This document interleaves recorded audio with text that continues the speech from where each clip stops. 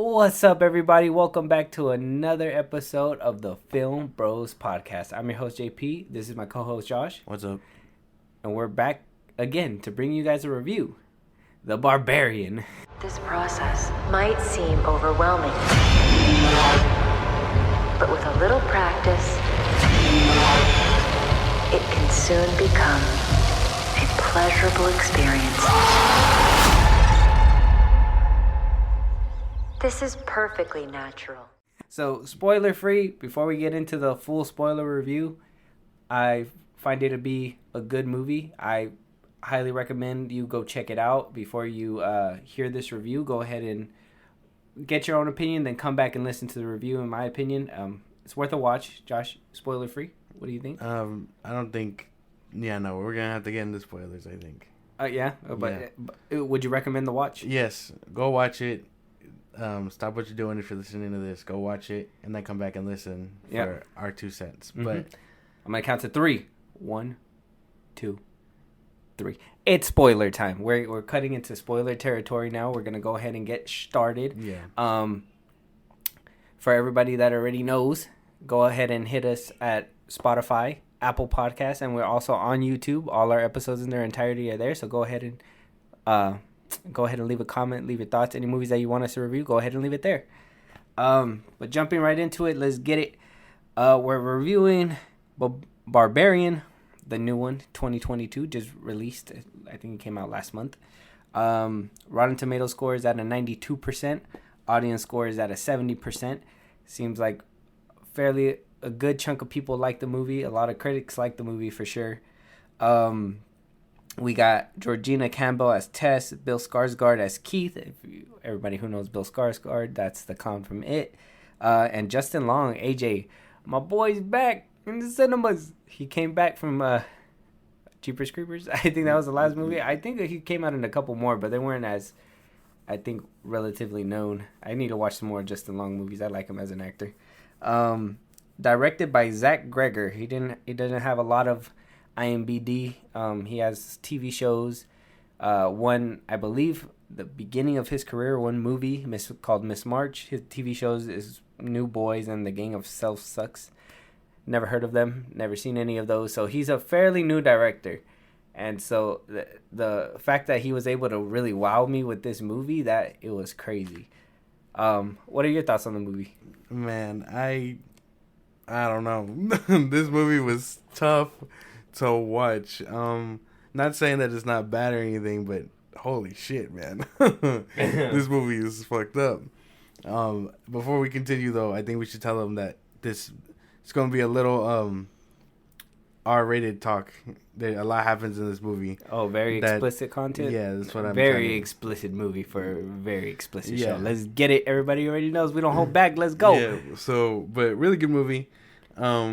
Definitely not what I was expecting. I thought it was going to be psychological horror, if I'm being for real. But it ended up being so much worse. There's some psychological horror in there, I'll tell you. There was. There was, but it isn't the premise of the movie. I thought it was going to go one direction, and then it just nosedived into another whole nother idea.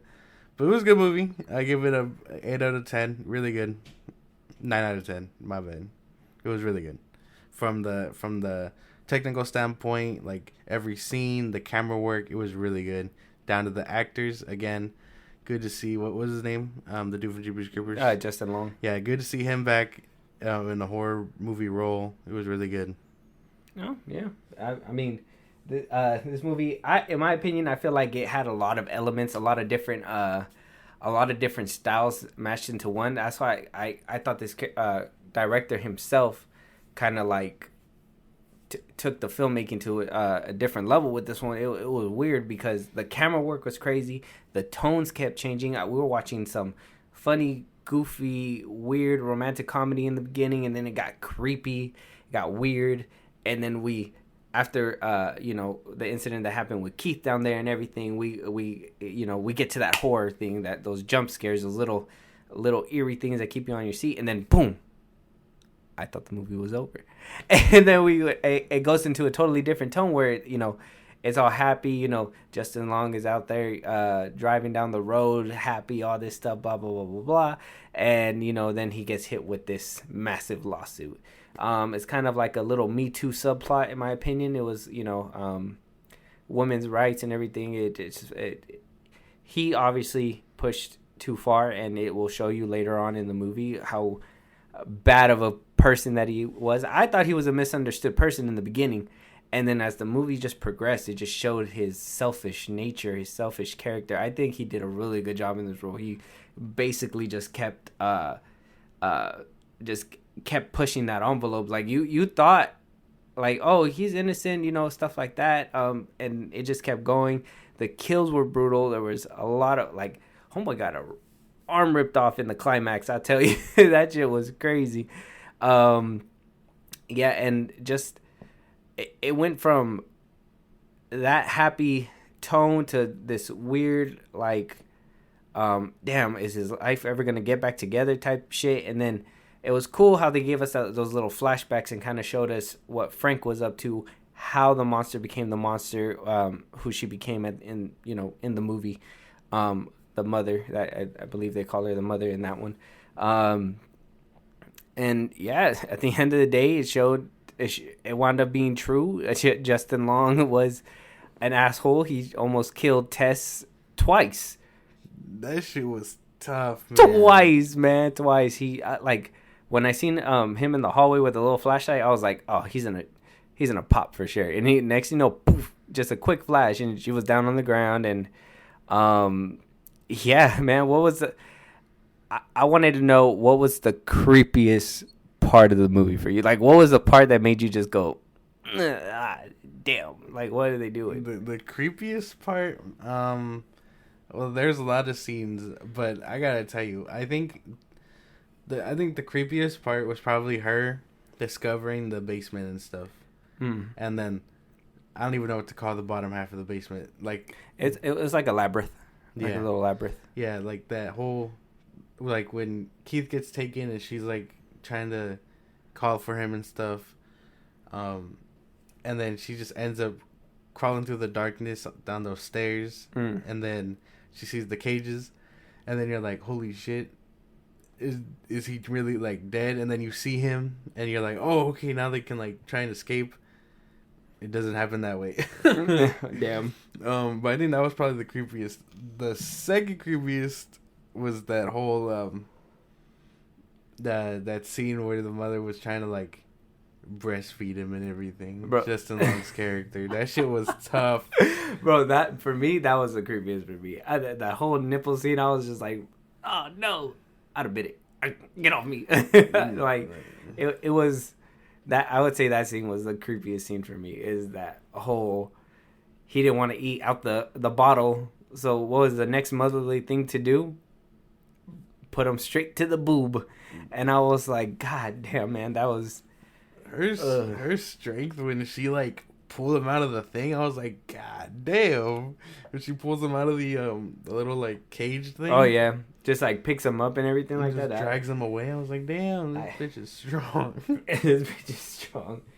Like I was saying, the whole elements changing and everything. I kind of felt, and I don't know if you seen it in the movie. I kind of felt like there was a little slew of different director work sprinkled in within the movie. Hold on, let me get some water. Better. I kind of felt with the camera work, that was kind of like that Sam Raimi technique. I kind of felt like he was picking up from there, that little from the outside into the car, and then from one movement and how things just chop up. I kind of felt like there was a little sprinkling within there, like Wes Craven, the tonal shifts, how you can go from this scary horror slasher piece into this like happy vibe right after that, and then like that, I would say that little like suspensefulness in the third act where like you don't know where she's at, she's lurking, hiding, and everything. I kind of felt that was kind of John Carpenter's little bit of technique mixed in there as well. So I kind of felt like he kind of cherry picked certain things from different directors, and I kind of felt like he mashed it up in a great way where it like helped with the overall story. Kept you on your toes with all that all that little extras in there. Yeah, a lot of the camera work was great. A lot of the scenes are shot beautifully. Like, even like the first opening scene where like it's one long shot into Tessa's car, and then past her to the house and things like that. Mm-hmm. Like it's beautifully shot. And then, dang, you gave me whatever you were doing. I passed it. Yeah, there you go. And then whatever what was I saying? The scene after she pretty much is like, she gets stuck outside and whatnot, and then she enters the house with Keith. That's Skarsgård's character. Mm-hmm. Like the scene where like they pan around the whole house just to show you that like there's an eeriness to it, but at the same time it just looks normal. You know what I mean? Yeah. And then like they try to paint it off as Keith as like this weird dude, but he's trying to be genuine and like safe and things like that. But you still never knew. Yeah, you still don't know to trust him fully. Mm-hmm. And then like every shot was beautiful. And then that scene, I like the switch up where like it goes from like the dark thing, and then it shows the dude. I don't even know what to call him. The guy that was stuck in the bed. Oh, Frank. Yeah, Frank, the old guy. How his life was like, and how he preyed on women, things like that. That was just terrible. This movie, like, I gotta say, a trigger warning for people that don't like, like all that incest and all, like, grape and all that stuff. I'm gonna just say grape. I don't want to say the real word. Like, he basically did that and basically kept doing that and doing that and doing that until he basically came up with this monster. And it's crazy that she lived her whole life in the basement. She obviously she wasn't gonna know words. She didn't know, there was no in between with her. She was either really happy with the babies, or she was really mad with the babies. There was no in between. She was just gonna, you mess up, you might just die, or you act like a baby and you're gonna, she's gonna be the mother and she's gonna nurture you. You know what I mean? That, and it kind of shows towards the end too, when at the end when AJ pushes Tess off the water tower.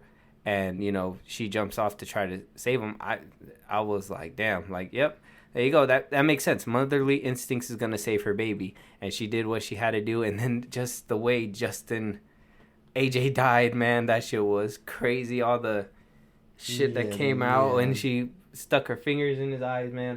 That shit was intense. I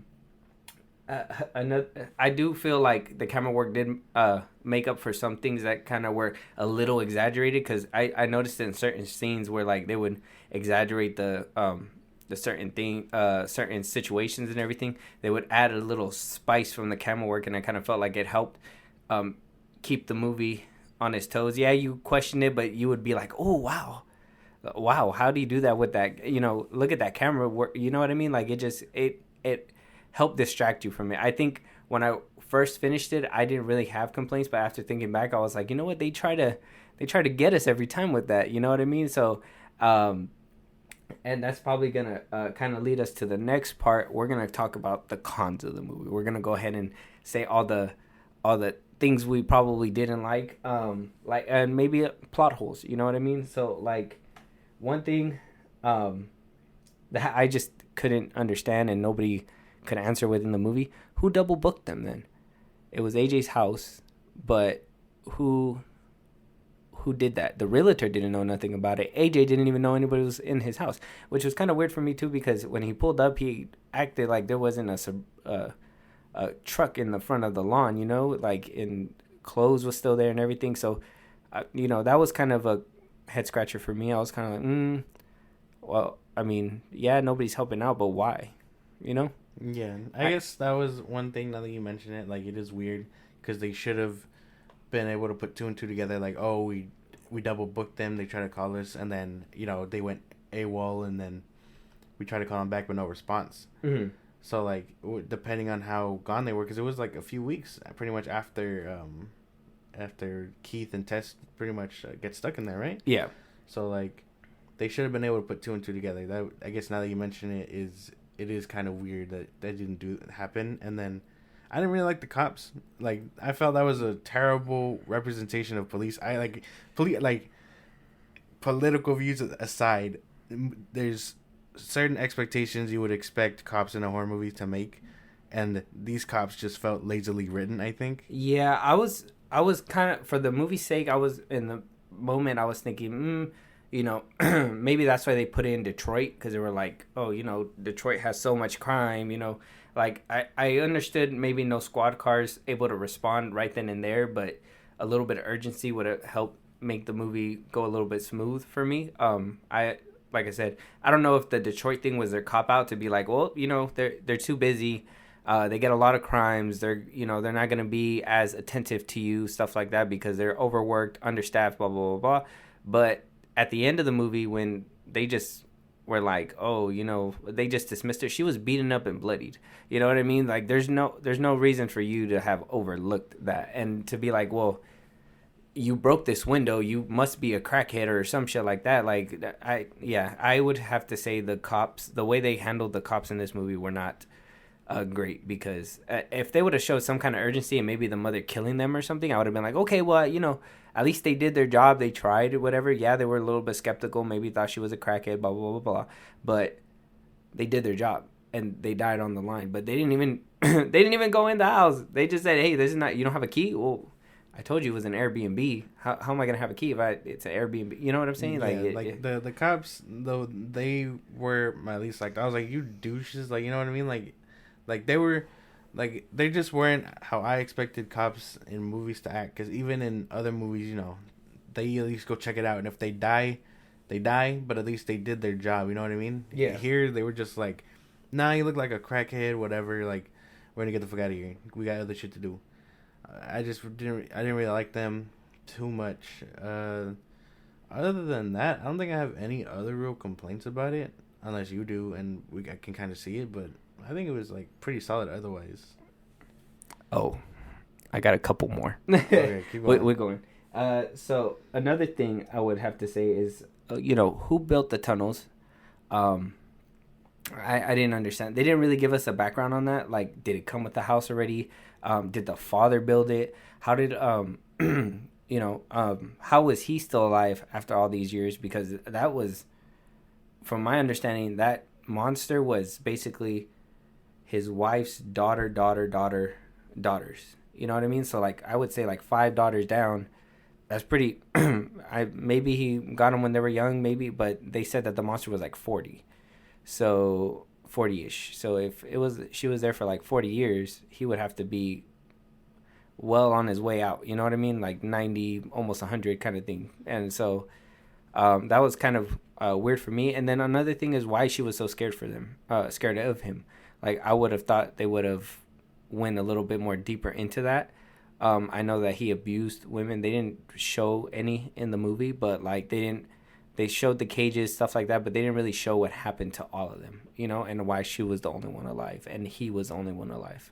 I think that all comes down to like interpretation, which again, a movie shouldn't really do that to you, but like, I think he built that. He obviously built the tunnels and stuff, because even when the neighbor was like, "Hey, you plan on moving?" and he was like, "Nah, I don't plan on going anywhere." Yeah.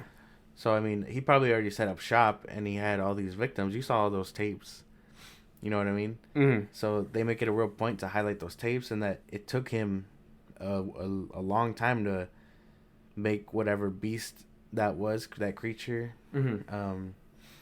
And so he probably lived that long, and then eventually, when I'm assuming that monster, once it became what it was, yeah, she either killed the others, mm-hmm. or ate them or something. You know what I mean? Yeah. So eventually she just left them to die, because he couldn't, you know, it's not like he could do anything anymore, right? Yeah. So she didn't take care of him. He was obviously like not well nurtured or anything like that. He was an old man in his bed, really rotting away. Mm-hmm. So I don't think, maybe you could just try and put it together and be like, oh, that's probably why she was probably just waiting for him to die out or something like that. I don't know. Maybe because when she was getting close to the door, she was kind of like, you know what I mean?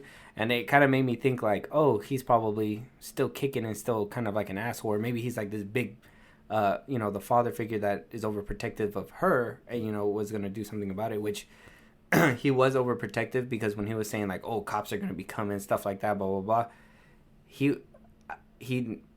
I thought he was gonna go and be like, well, I'm gonna do you in because I still have some steam left in me, and I didn't want people to know about it. But then he wound up doing it to himself, and that showed me that he was doing it for selfish reasons, because if cops were coming, he wasn't gonna be alive to see judgment. You know what I mean? Like, that was his thing. He was already running away. There was no way, you know what I mean? Even if the cops were to come and search that whole place top to bottom, they were probably gonna be like, you know, he's old as fuck anyway. You know what I mean? Yeah.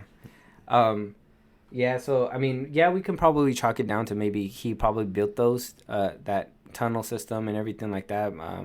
But it seems a little far fetched for him to do it all on his own and to get as much square footage as he got. It's a lot, and you know it's a lot because homeboy was measuring the fuck out of it. So dude, I thought I was like, really? He doesn't see the bed and camera and bloodstain that, like, he sat on the bed. He was like, oh fuck. Yeah, like, oh shit, it was dirty.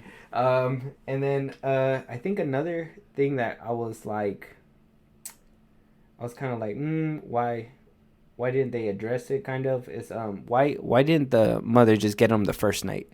You know, when Tess was in the bed, they did a really good job in the beginning when they would show like she was worried, so she always locked the door, and so when he, and I think that was kind of like the setup. So when he closed the door and didn't lock it, and she didn't go for it, I was like, okay, so he's gonna be the killer. But then, you know, somebody was peeping on her at night, peeping on him. So if she wasn't gonna keep Keith regardless and wanted to kill him, why not just kill him right then and there, and then take Tess that same night? You know what I mean? Because she was already asleep. And by the time she woke up, she just creeped back down the basement. You know what I mean? So I kind of felt like they could have, they could have probably picked up the story a lot faster and went ahead and just grabbed them that same night. You know? I don't know. I think that's all set up. You know what I mean? Like, because it's right at the beginning of the movie. You still don't know what's in the house. You get the eerie feeling and stuff. You still think it's him. You know what I mean? And then they played me out. I thought it was gonna be a ghost. Yeah, no, what do you call it? You think that's why it's just setting up, you know, for the future of the movie, which I enjoyed. Like, I'm glad they didn't, you know, that they didn't speed it up that way and things like that, because now you're like, who fucking else is in the house? You know what I mean? Because I thought it was gonna be him. I thought it was all gonna be about Skarsgård's character. He was probably gonna drug her, whatever, and it was gonna like be like a psychedelic trip type thing. But it's good that like that didn't happen, because it's just a setup. You know, it's clearly not him. You know what I mean? There's something else in the house. It makes Tess worried. It makes him, you know, kind of like the calm figure, because I mean he was able to sleep through all that. You know what I mean? Until she woke him up. But I mean, like I said, I don't think I see that as a big problem. And then AJ's character too. It was AJ's house. It was AJ's dad's house.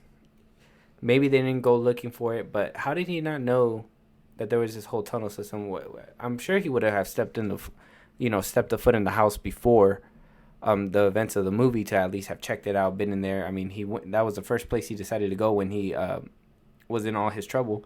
So it has to be a place where he knew about. Why didn't the monster show then, and why didn't he know about it? If it was his dad's house, it would make sense that if his father isn't alive anymore, maybe he was this big famous dude, and he just rented it out. You saw he never stepped foot in there, and then it wasn't until he was like, oh, I could probably start getting rid of it then. Let's go check it out. That's when he gets there and he's like, what the fuck? Who's staying here? You know what I mean? Because he was expecting it to just be an Airbnb and not this whole fucking tunnel system, because he was still surprised by the rope in the wall and that's true, seeing the thing. But he wasn't surprised. He was like, well, no, I mean, he was square footage. He was surprised to see the rope in the back rooms, but like he was still like, wait, this is gonna make me some fucking money. And then like that's when he started measuring the square footage of the house to see if it'll sell better, which is fucking stupid. It was really funny how that shit worked out. But I don't know. Like, that's the way I would kind of see it. If you were to, again, a movie shouldn't have you piecing it together like this, but to get from point A to point B, you can either accept the fact that he never stepped foot in there ever, or just Yeah, ignore it. and that's one thing that I wanted to point out in this movie too, is that's what you could tell they were kind of worried about, is getting from point A to point B. So there was a couple other like instances within the movie where I thought it was exaggerated, and I was like, that's where I kind of said the camera work kind of helped, because in the beginning, when she saw all the houses around her were, because at night you didn't see it, right? It looked like a normal neighborhood stuff. When the lights came on in the morning and she looked around, why didn't you find somewhere else to go? Yeah, I would have never even came back to that house. The boss knew about that area. She was like, that's a bad area. Are you sure? Why didn't the boss, vouch for her, go out of her way to, why didn't she call the boss to be like, hey, I need you to vouch for me. I'm not crazy, stuff like that. She had her cell phone. And, when, the guy was running after her, if he would have just articulated, hey, I'm here to help you, don't go in that house, he just ran up on her. Yeah, it was creepy at the time, but like I said, that's where like camera work came in, because in those scenes where like it was exaggerated just to get from point A to point B, the camera work kind of was saving the day and you were more in the zone. But like I said, initially when I walked out, I didn't think of those things, but as the time progressed, I was able to just think about it and just be like, yeah, they were most definitely trying to get through the story, and they, that's why some of the plot holes that I'm bringing up, I was kind of like, they could have, answered it maybe made the movie a little bit longer, because I think it was only like an hour and a half or something, made it a little bit longer, answer a little bit more questions, Yeah, but before I rebuttal what you were talking about, I really like that scene where, like, because you don't see it in the beginning, it zooms in on her, it's dark out, it's raining, and the only house that you focus on is that house, AJ's house. Mm-hmm. So, I really like that whole scene, and then she steps out, and Keith was the first one to mention it. He was like, "Oh, I don't know if you've seen the neighborhood, but it looks terrible around here." And then she was like, "What the fuck are you talking about?" And then she steps out into daylight, and she's like, "Oh shit, this place is fucking abandoned." Yeah. I really like that scene, but yeah, I guess I can see what you mean. But a lot of the camera work was beautiful, so I didn't really. Maybe that was just me shutting my brain off. I wasn't really paying attention to all that's what I'm saying. The camera work, in my opinion, kind of like helped save it, because it helped distract you from those. Yeah, there was a lot. Because even like maybe it was just me, but I felt that lady's acting like her boss or whatever, her friend. I don't remember who it was. The person she was like interviewing with. Yeah, that's her boss. Yeah, I don't think her acting was too good, but like she's not a big role. Yeah. So I was kind of like, did she not know what she's talking about? You know what I mean? Yeah. Maybe that was the point. I don't know. I think a good chunk of the movie's check went to Bill Skarsgård. Keep it a buck. Yeah, no. I mean, I guess it does kind of look a bit like low budget, but like really done well, because a lot of it looks practical. You know what I mean? Yeah. But I don't know. It was solid for me. Like I don't really have any big complaints. But if all that bothered you, then okay. Like I can see where you're coming from. Yeah. And I would just say one last thing, and this is why I said like most of the check went to Bill Skarsgård. I don't know why they killed him off so soon. I was hoping he was going to be a main player. Maybe kill him off a little bit later. I know they probably had to show dominance, but in my opinion, I don't think that he was kicking up as much fuss as AJ was. I think Keith was more scared and stuff like that. Yes, of course. But the way she just attacked him and killed him and knew like he wasn't going to be the one she wanted to deal with. But AJ, he was fighting, the part when she tried to breastfeed him and he was pushing back and running away and hiding and stuff like that. Like I would have thought immediately she would have just been like, this one's too aggressive, he's fighting back way too much, I'm done. I thought after the refusal of the bottle it was going to be a wrap for him, but that was one thing for me. I wish they would have kept Keith a little bit longer, because showing how much patience she had for AJ, I didn't understand why she didn't have it for Keith. I don't know. I when he said that she bit him, I was kind of like, oh, maybe she was just trying to eat him. You know what I mean? Yeah. That's what my initial thought was after everything. It would make sense, because I guess if like, oh, he's not. Well, okay, yeah. Now that I'm trying to think about it, yeah, because if she was trying to eat him, why would she smash his fucking brains in like Yeah. she did? And then, oh yeah, I guess now I see what you're talking about. Yeah, Yeah. I don't really have any pushback for this one. I can see where you're coming from, but I really liked his character though. I mean, for the moment we had him, Yeah, he I did really well at playing like the creepy guy that was trying to seem genuine. You know what I mean? But still shady, if that makes sense. Because he knew about the convention, or I'm assuming he made it up. I don't know. Because it looked like I said, the boss didn't look like she knew what the fuck Tess was talking about. She kind of looked like convention. What the fuck? Mm-hmm. So, it was all just weird how he did go out. Now that you think about it. Yeah. So that's what I'm saying. Like after a while, I just was able to. Maybe it's nitpicking. Like you said, maybe it's you gotta turn your brain off and watch the movie. But sometimes when I watch a movie and after a while you think about it, it's still a good movie. In summary, I still love the movie. I thought it was great. In the moment, the way they try to get you from point A to point B, even if they had to exaggerate it, and even like how you said you had to turn your brain off just a little bit, it was a great movie. I loved it. Even with the little bit of plot holes, maybe in a world where we have sequels and stuff like that today, we'll probably get a sequel and they'll probably dive deeper, right? I would think so, because there's I know this movie probably doesn't need a sequel the way it ended, but like I want to know what was in those cages. I'm assuming it was just all the women and stuff. I would think so, but what if it well, now that I'm trying to process it properly, what if that's where they kept the baby boys and stuff? You know what I mean? Could be. Like the women reproduced, but again 50-50 chance woman or male. You know what I mean? Exactly. So, they either save the males, to reproduce and then get rid of them, because you would have to get them of age to reproduce again, unless he was doing all the breeding. The Frank. Yeah, he was. Okay, and then you'd have to.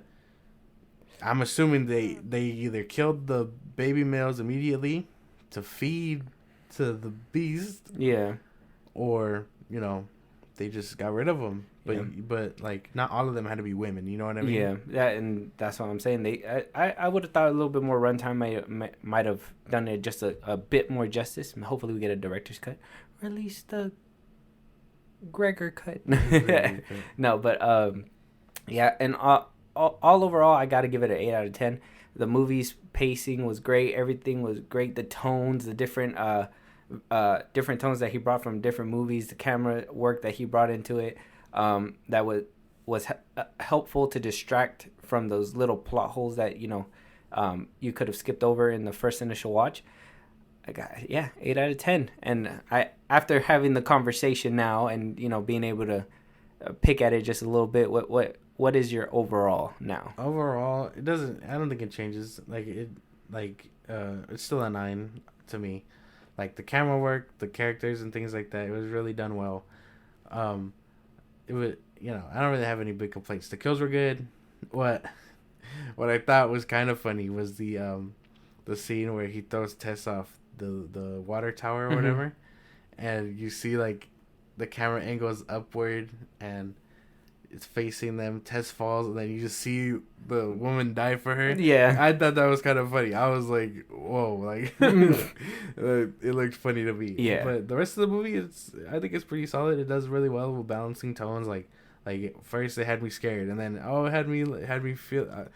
By the time Keith dies, I was like, "Oh shit! Don't tell me that's the end." And then it shows AJ, and you're like, "Oh shit!" And then he's funny. He gets his point across. He's a funny character until shit gets real. I think he just does well overall. So it's still a 9 to me. Still a 9. All right. Well, with that being said, questions for y'all. Did you guys watch The Barbarian yet? Are you guys still skeptical? Hopefully our review helped you out. Go give it a watch. Solid movie. If you guys want to give us your feedback, go ahead and add us on Twitter at FilmBros Podcast, and we're also on YouTube. Go ahead and leave us a comment there. FilmBros Podcast on YouTube.